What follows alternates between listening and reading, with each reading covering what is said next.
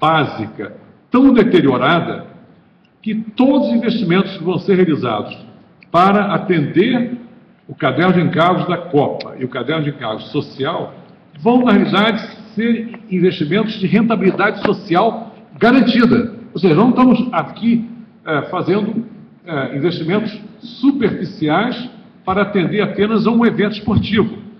Isso é particularmente verdadeiro, no caso brasileiro, mesmo em relação aos estádios.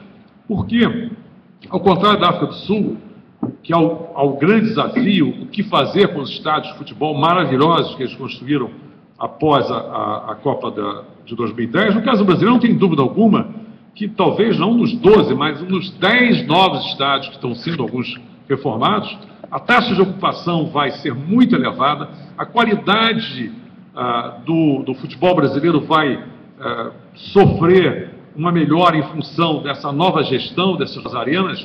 Em resumo, até nesse aspecto, o benefício é um benefício significativo. Em relação à Olimpíada, é um assunto mais complexo, mas, de qualquer maneira, o Brasil é um país que vem dando saltos em termos de esportes, e se você considerar o esporte como elemento de ascensão social, também aí você tem uma boa justificativa para os investimentos realizados. Mas aquilo que vai acontecer de mais importante como legado eu espero, novos aeroportos, novos metrôs, novas estradas, novas vias expressas, mais segurança pública. Eu acho que isso por si só já é um legado econômico e social que justifica esses eventos. Com a palavra agora, o senhor Francisco Neto, diretor executivo da Rio Quente Resorts e representando a Resorts Brasil.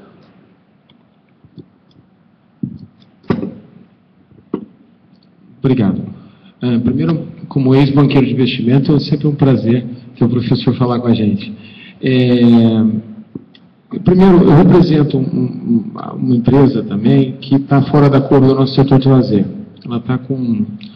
Ela tem uma ocupação de 70% e um lucro líquido de 20% ao ano e é o maior player do mercado. Mas não é a realidade que a gente está vivendo hoje a nível de setor. É um setor de lazer que representa um PIB de 1,8 bilhões de reais esse ano. É um setor que sofre com diária média que não está sendo corrigida pela inflação, uma ocupação que vai beirar 54% e provavelmente o lucro líquido em torno de 3 a 4%, ou seja, é insustentável economicamente. E isso vem acontecendo nos últimos 2 anos. E o que aconteceu de 2008 para cá? Só veio uma crise e todos os cenários para o nosso setor continuaram basicamente os mesmos. Um juro alto para atividade, não necessariamente alto para outros investimentos, para atividade, é uma atividade com retorno longo. Você ainda tem um câmbio apreciado que gera 2 fatores. O nosso cliente interno sai para fora e tem uma proposta de valor melhor, e isso afugentou o cliente interno até pela recessão europeia, e muito mais europeia do que americana, que a gente sentiu mais do que pelo cliente nacional. Então o cenário tende a ficar pior. E aí só vem um probleminha, o problema que eu chamo dos 47 meses, que da 47 a gente tem que entregar a festa. E na nossa companhia a gente trabalha com meses em tudo. E realmente, que medidas que o governo fez, fora educação, capacitação e outras coisas, mas que possam gerar algum tipo de estímulo para esse setor, que é o cartão de visita, eu chamo a hotelaria de lazer, vai ser o cartão de visita, e a hotelaria de negócio aqui vai entregar e vai ter o fruto disso ao longo dos anos, porque na verdade nós não estamos falando de 2 eventos, nós estamos falando de colocar o Brasil no mapa do mundo, nós temos uma oportunidade aí no século para fazer isso. Então, nos 40 bi de infraestrutura, nós estamos falando que isso vai gerar depois, country branding, o que isso vai gerar de investimento para o resto do nosso país, meu filho, meus netos, isso eu acho muito mais importante. Mas para isso, para essa festa acontecer direito, nós temos que receber e ter essa imagem, essa experiência positiva. Então, na sua visão de economista, o que esses países em grandes eventos, ou quando eles se veem que setorialmente há condições de apoiar esse tipo de iniciativa, o que outros lugares fizeram para que realmente isso aconteça de fato corretamente? Fora o dinheiro público, que, logicamente, infraestrutura, que já foi mencionado aqui. Mas quais incentivos o senhor recomendaria para o Ministério do Turismo para trabalhar essa questão? Bom, realmente eu acho que numa visão, como eu coloquei, de uma economia que vai crescer nos próximos anos em torno de 5,5%, num cenário conservador, e poderá crescer mais ainda se nós retomarmos a agenda de reformas, começando com a reforma tributária. Eu acho que hoje o grande gargalo institucional desse país é, de fato, uma estrutura tributária completamente distorcida, que penaliza o investimento, que penaliza a poupança e que, de uma certa forma, limita a própria capacidade de consumo dos brasileiros, porque a carga de impostos indiretos no Brasil é algo absolutamente absurdo. Então, esse tema já está mais do que maduro e, pelo menos, existe hoje, não sei se os senhores concordam comigo, um grande avanço, porque nenhum governo ousará propor aumento ou criação de novos impostos. O da carga tributária, que certamente vai beneficiar um setor de serviços, como é o setor de turismo e de hotelaria. Eu acho que esse é o ponto básico. O segundo aspecto é que eu não posso imaginar que a economia brasileira, avançando, não vá também de forma não artificial se beneficiar de uma queda dos juros reais. E aqui eu queria chamar a atenção dos senhores para o seguinte, só para efeito de comparação. O Brasil hoje já teve juros reais de 12%, 13%, hoje os juros reais estão em torno de 6%, dependendo da expectativa de inflação. Eu acho que é perfeitamente possível o Brasil conviver daqui a 4, 5 anos com juros reais de 3%. Ora, uma queda pela metade dos juros reais, com o alongamento do financiamento, vai beneficiar o setor duplamente. Vai beneficiar o setor em termos de facilitar novos investimentos, na ponta do investimento, né? Porque vai contar com mais recursos, inclusive de longo prazo, e vai financiar a ponta da demanda, porque vai ser possível financiar o usuário dos serviços de hotelaria e de turismo de forma ainda mais generosa do que vem sendo observado. O Brasil está apenas engateando na massificação do turismo. Esse fenômeno da nova classe média, que começa, antes comprava um refrigerador, depois passou a comprar o ar-condicionado, agora quer a televisão de plasma e está preocupado com a máquina de lavar roupa, esse é o grande fenômeno da democratização do consumo. É assim que se cria uma democracia estável. É com uma classe média que tenha condições de usufruir dos prazeres da vida e mesmo do conforto da vida. Ora, a outra etapa é ir ao lazer, a busca do lazer. Então, isso vai ocorrer. Eu não posso imaginar que o setor de hotelaria, num país como o Brasil, vai ficar estagnado.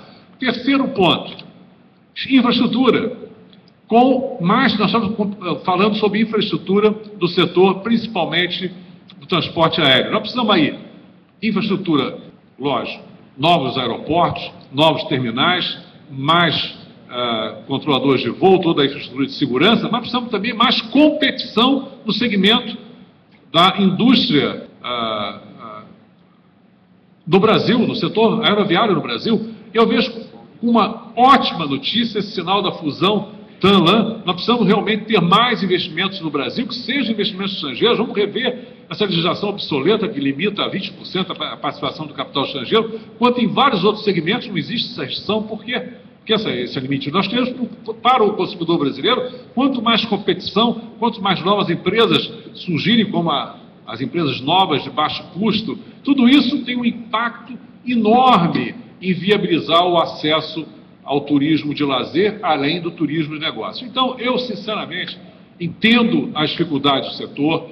O dólar, o real valorizado é, de fato, um desafio, principalmente para o turismo internacional, mas isso pode ser compensado com a redução das tarifas de transporte aéreo, com mais competição, como já está começando a acontecer, e vai acontecer mais ainda, e a Copa do Mundo vai obrigar a que isso se intensifique. Então, a minha visão, apesar da eventuais dificuldades, e lógico, o setor está sofrendo com a crise europeia, com a recessão europeia, com a recessão americana, e também, de uma certa forma, com a desaceleração da economia brasileira até o início desse ano, eu só posso imaginar que um setor como o dos senhores, bem administrado, que é basicamente o setor privado, né, e eu acredito no setor privado brasileiro, na sua competência, na sua eficiência, ele tem todo um horizonte aí de expansão, de crescimento, e que vai acontecer sem necessidade de medidas especiais. Eu acho que é um setor que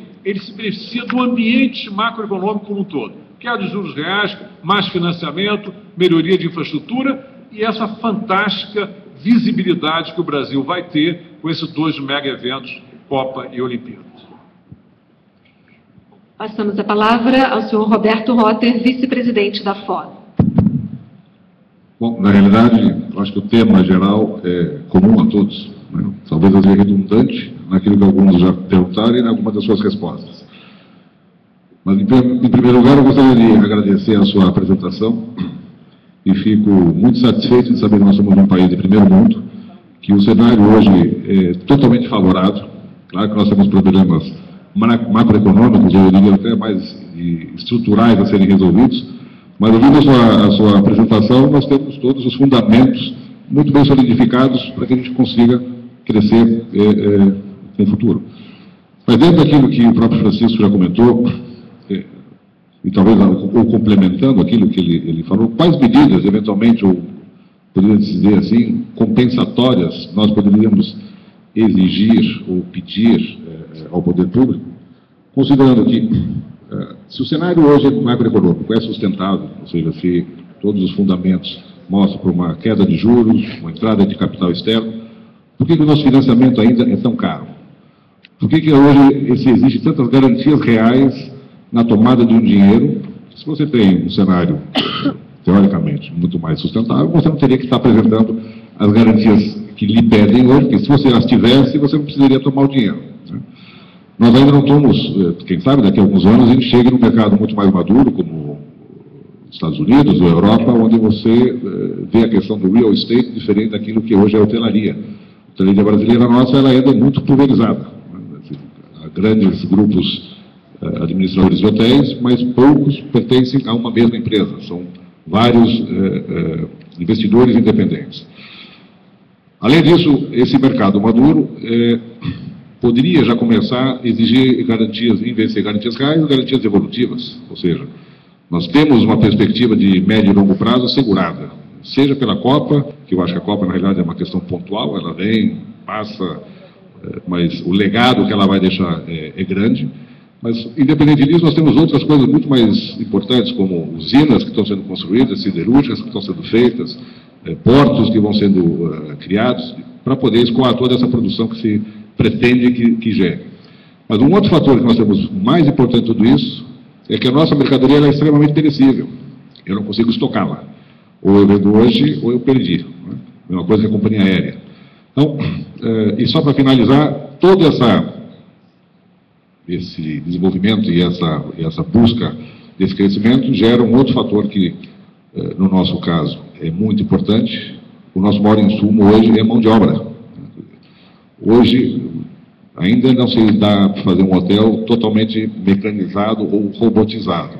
Então, um dos grandes gargalos, talvez, que a gente venha a ter nesse próximo futuro, e aliás, eu não diria que esse futuro é muito longe, porque